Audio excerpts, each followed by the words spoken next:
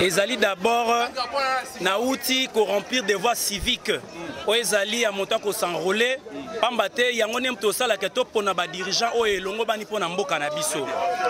To sengi pe na bandeko nyonso tu ya ba combattants, ba étudiants, bato batekaka na coin, ba sireur, bato ya niveau nyonso tu bakende ko s'enrôler. Seni oto bakisela biso susu mwa mikolo pote biso to s'enrôler. Mo amba mobimba ba jeune bakende ko s'enrôler. Biso pe ba jeune o ya lemba bakende pe ko s'enrôler pambate to rozana besoin ya ba vote na bango et puis to sengi bango bakende zo carte oyo. Mais ça to ko pesa par rapport ya bato bazoloba que carte za ko umela biso to koti na kati to umelite to bimi to zi carte na biso. Ya to sengi merci na seni pona musala kitoko bazali ko sala. Merci président.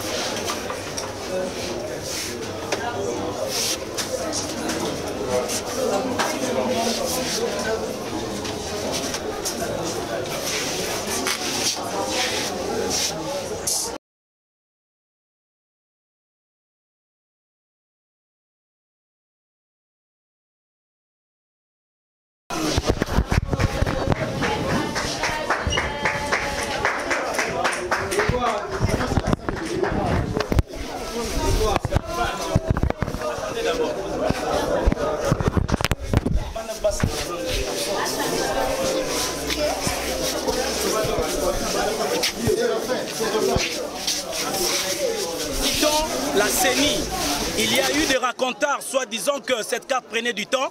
Nous sommes entrés, dans moins de 15 minutes, nous avons une autre carte.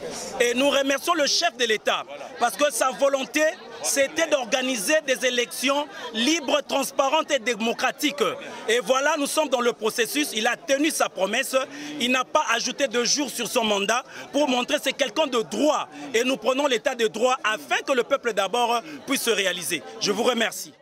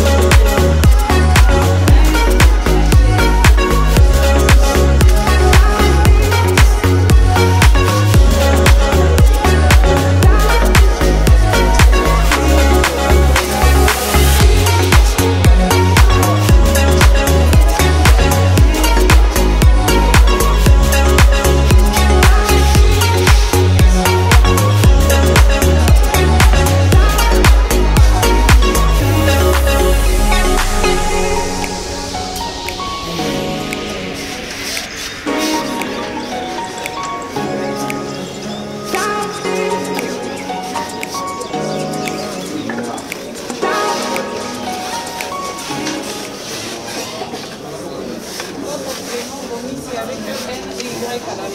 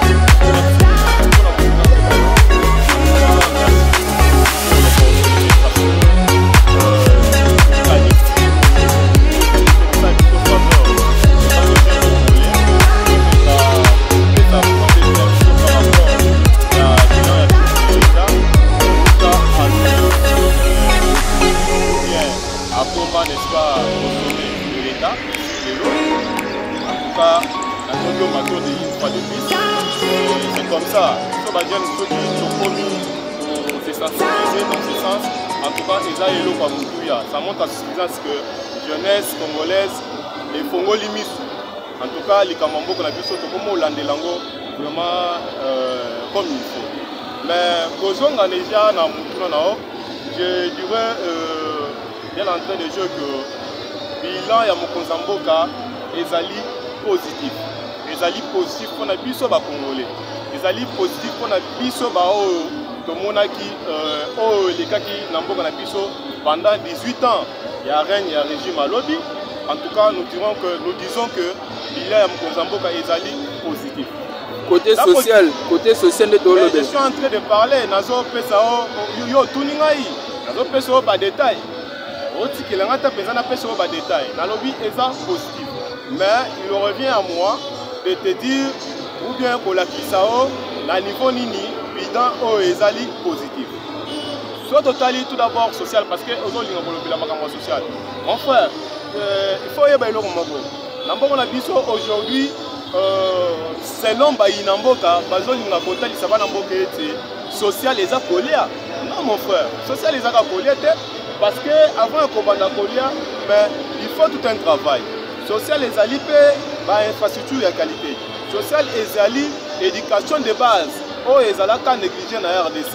Mais il faut na banda atakwana. Omoni na mboka na biso. Constitution ya mboka na biso epesi obligation na ba oyo bazokamba biso ou bien bakonzi ya mboka va permettre enseignement de base ezala gratuit na mboka na biso. Bato lokola ba biso banda toza banda tobotama na Congo nan to vivant nan to mona benga makambo bote na Congo. Mais to moni qui avec avènement ya mona mboka Félix Antoine Tshisekedi Tshilombo na sommet à l'état, il a commencé par sa toute première année, il a posé la tour, il a proposé de telle sorte que gratuité de l'enseignement est appliquée à Mboka na biso. To yebi comment il a été combattu. To yebi de quelle façon gratuité de l'enseignement est combattu. Nous d'ailleurs on ne pensait pas que gratuité de l'enseignement est cause à la réalité le Mboka na biso. Mais lelo je t'assure mon frère, plus dans autant d'enfants pour ne pas te donner les chiffres exacts, lelo bana bazongi kelasi. Parce que il faut qu'on ait l'éducation et l'incolobale toujours le bakotanga ezata université te. Mutu nyonso abengi sami pour ça la université te. Mais tout d'abord l'enseignement de base, la formation de base ezali école primaire. Au monaka yo moko combien de Congolais bazalaka na bango abandonné libanda pourquoi parce que ba parents bazalaka na mosolo ya kotinda bana na kelasi te. Mais lelo avec moi na mboka Félix Antoine Tshisekedi Tshilombo, lelo ba Congolais bazotanga ofele mon frère. Ça c'est déjà un élément est recomposé tout d'abord parce que le bilan est positif. Non seulement ça. Dans la Mboka Lokola Congo, mon frère, dans le concert des nations, au moment où RDC est vraiment oublié. Nous sommes déjà dans les oubliettes. Mais grâce à l'événement, il y a présence à mon Mboka dans le sommet à l'État, le Congo est commis à solo un pays chouchouté du monde. Un pays chouchouté par tous les grands pays du monde. Les lots ont participé à l'organisation à Minene et puis Congo a signé par accord où ils ont profité, où les lobbies individus qui se mais accord où ils ont profité peuple congolais. Ce qui veut dire que les lots qui se la présidente, tout comme le lobby qui se mais Moutoya a bénéficié de l'accord où ils ont signé les lots. Pourquoi? Parce que Azo Lukamboka et Kota Penza comment dirais-je, parce que le temps me manque, mais sinon il faut dire Azolinga Mboka nae ezoila sika, ce qui veut dire qu'à l'espace international ba accord na ba contrat o ebiso dozaka lisusu considéré te o e komaka likopa ya ba privé, mais moi na Mboka lelo azongi sango na sens normal ya koloba ete lelo tokomo signé état avec état na ba pays mususu signé ba accord économique o ezo la qui s'appelle ou bien o ezo la qui ça développement ou bien ezo contribuer n'est-ce pas na développement Mboka. Ceux qui ozongi neti na o etali budget Mboka. Tala pays lokola Congo mon frère. Mboka lokola Congo mon frère. Atala na yoka ka moko bato Kabila balobaka na tala ka bonabi oui, bato musu baza na courage. Ezali pe kozanga courage te, mais je dirais autrefois que ezali soni ya koboya kolinga à des fois peuple congolais à comprendre que bato bazalaka na mitema mabe là babanda au kamba mboka na biso. Potika budget ya Congo, un pays comme Congo, potika budget na 4 milliards. Mais c'est de l'insulte au peuple congolais. Mon frère, comment vous pouvez imaginer Congo avec toutes sortes de richesses au monde de Mobimbalelo, ils ont envié. Kabila Atika, budget ya Moka lokola Congo na 4 milliards. Mais moi na Mboka lera Jumboka le non, nga nazawa na te pose na la chasse aux sorciers. Mais l'essentiel est alinine. Oyo asalaki mabe aya tokosala tout tosala nini toluka développement durable ya Mboka na biso. Tomoni lelo budget quand je te parle mon frère ceux qui osent na ba information que luka yeba budget ya Mboka ekomi na 14 milliards. Ok, c'est le budget qui définit tout. Ce qui budget ya Mboka lelo est matité. Comment biso toko ko expérimenter na progrès ekoya ndenge nini. Ozomona déjà quand je te dis que bilan est positif, allez-y comprendre. Tala Moutoua Mboka dans 4 ans. Ceux qui n'ont pas dit qu'autant de la réalisation dans 4 ans, mon cher, tu ne dois pas comparer celui-là avec quelqu'un qui a fait 18 ans au pays. Pour ton information, pour une petite histoire, là, Kabila Mboka, il a fallu que Kabila puisse bénéficier 3 ans de transition pour se maîtriser, pour établir l'autorité des droits. Et là, vous, moi, tu avez bien que Ezalaka Bongo et les Kanaka Bongo. Mais tala siko moi Mboka Félix Antoine Tshisekedi Tshilombo. Azumboka dans 4 ans, soit dans 3 ans, il faut dire parce que là toujours évaluer bilan na elle, toujours le bilan na elle, il n'a pas encore fait 5 ans. Mais tala dans contexte ni na Zuela Kimboka. Toyebi contexte où il y a Zuela Kimboka. Mboka ezalaka na maboko ya bato to bika ba homme fort ya Congo. Toyeba kate parce que avec même eloko et les Kanaka ya FCCK. Ces gens donc il faut comprendre que tous les équipes ont une volonté de changer ma Cameroun Congo, na équipe où ils ont concentré présent pour pas saboter l'action et procréer. Mais au-delà de tout, on a compris que le Congo a besoin d'un homme comme Félix Antoine Tshisekedi Tshilombo. Pourquoi? Au côté de la rigueur, au côté de la sincérité politique d'abord. Donc moi je me pose la question, je me demande. Non, il faut tout le bagage que esa volonté ensemble. Je n'ai pas d'argument. Tout le bagage que esa volonté ensemble. Vous savez mon frère, esa volonté ensemble. Kabila na batunae, les Félix Tshisekedi Tshilombo aye na pouvoir, Kabila za na gouvernorat. Batunae. Aucun national Kabila, gouvernement Kabila, aucun armée Kabila, la magistrature Kabila. Tout, je vous dis, le pays était miné par les kabilistes. Ce qui veut dire que pour Nabango, Félix Tshisekedi Tshilombo a ça là côté. Donc projet ce qui est bibi. oh ce qui est là au moment bimi qui va profiter à la République. Jamais. Au côté là que lobbying et ça qui composé à Bakabilis, Babanda qui s'inspire toujours pour saboter les actions du chef de l'État. Mon frère, au-delà de tout, tout le monde qui progrès, biso ba Congolais. Biso ba Congolais. Parce que c'est normal, nous sommes dans un état de droit. On permet tout ça. Mais le vrai problème est que biso ba vrai Congolais, nous avons pris conscience. On a compris. Lobby, tu ne voyais pas peut-être intervenir dans l'émission sur tous les cas, toi s'afficher. Mais les lois qui te communiquent s'afficher, c'est tout d'abord que tu as senti que dans le état de droit et sa limite, c'est une réalité. C'est pourquoi aujourd'hui, Bissonio se toujours accéléré. Tout le monde dit que oui, c'est ça les avancées significatives.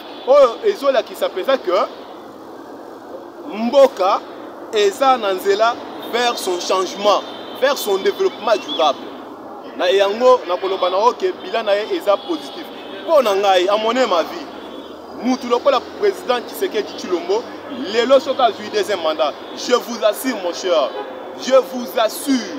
Toutes sortes de conneries, oh yozomo na l'élo na politique congolaise, je t'assure, je te donne ma parole. Ekolongwa, ekosila. Ekosila pourquoi? Parce que sur la idéologie, il veut rajeunir la classe politique. Il veille à ce que les jeunes congolais, biso ba jeunes oh tokomaka comment dirais-je, tokomaka bana misala ba indien, tokomaka bana misala ba ya ba libanais ko boma congolais, libanais ko beta congolais tongo pourquoi? Le respect ça a les susciter. Mais aujourd'hui, nous sommes en train de porter une autre posture. Donc comment on l'attaque kanzaka mususu. Tokomio vraiment qu'on se retrouve que oui, toza na mboka na biso. Or qu'on avait déjà perdu le Congo à une très grande vitesse. Donc pour nangai, je ne citerai pas de te dire que bilan est positif. Mon frère, bilan est aussi positif. Laissez-moi, parce que je suis en train de chuter. Laissez-moi. Ceux qui n'ont lobby, bilan est positif. Il faut me croire. Il faut comprendre. Dans la Congo, Lelo, Nambo Kanabiso, je vous assure. Na Congo, tu as une richesse. Tu n'as même pas que la richesse soit profiter des Congolais. Mais tu as là, par exemple, ministère et environnement. Tu as là un contrat important au ministère de l'environnement à gagné grâce à la diplomatie à chef de l'État. Tu penses que va revenir sur les autres Manamboka, va revenir sur le Congo, les ils ont gagné. Lobby, bon, on est au Kendewapi. Quand on parle du progrès, ceux qui te lobby qui est bilan est positif. Au côté la bilan, il ne faut pas voir le bilan au terme, il y a Kolia. Non, au terme de Kolia, mon cher, il y a quelque chose qui se passe là.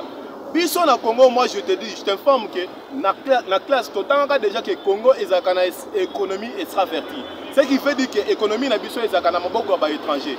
Bisson au Congolais sont au Tali Lelo, sont au compté par opérateurs économiques congolais, vous ne retrouvez pas 500 opérateurs économiques congolais basés dans millions. Ils ne sont pas là. Ce sont les Indiens, les Chinois, les Pakistanais, qui business. Ok, ces gens-là vont faire partie d'un lobbying, d'un grand lobbying international. Donc, les Bango, ils vont faire business. Devant l'objectif, c'est tout d'abord homme politique congolais en otage.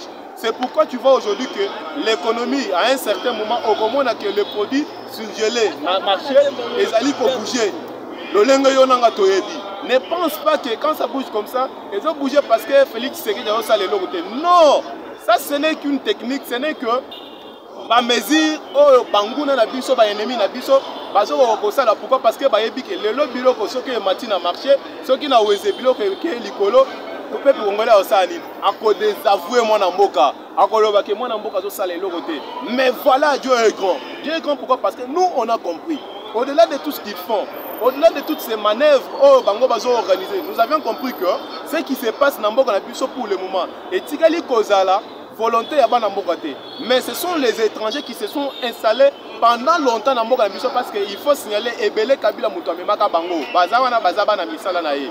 Alors, ils savent comment ils balancent des choses. Pourquoi pas Bisoba Namboka comprendre que ça ne marche pas. Mais on est certain que Ezana Moutomo côté, Yebango bien, au moins na Mokili. Et ça n'a pas été l'État. L'État a retiré l'État. Quel que soit tout ce qu'ils font, nous sommes sûrs que l'État retire l'État un jour.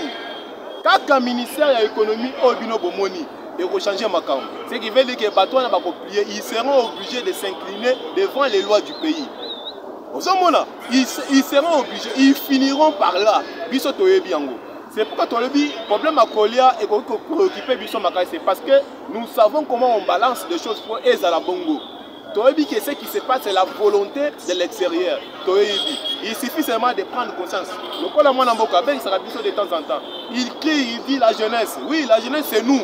Il faut tout comprendre. Il faut tout tellement. Nous devons savoir, nous devons nous approprier l'histoire de notre pays. Et puis, au moins, mon cher. Plus de 2 décennies, vous avez vécu ce qui se passe à l'est du pays. Mais vrai Congolais, un vrai nationaliste, un vrai Kabila, bis, Kabila le père, bis, je parle de Laurent Désiré, Musée Laurent Désiré Kabila, aïe, pour Atali sa pesant Pole na Makambuya et Samboka. Mon frère, je vous dis, depuis que moi, Natikali Kozala vraiment informé na Bitumba, oh, je n'ai jamais vu pour le président à Libanda, Paul Kagame, à ça la sortie médiatique dans une semaine, plus de 3 ou 4 fois. Tu as dit que Kagame a été homme fort d'Afrique, mais le lot, ce qu'on m'a dit, ce qu'on m'a dit, ça la sortie médiatique. Ce qui fait dire que ça ne va pas. Ce qui fait dire qu'il s'est senti coincé. Il s'est senti vraiment coincé et gêné. Et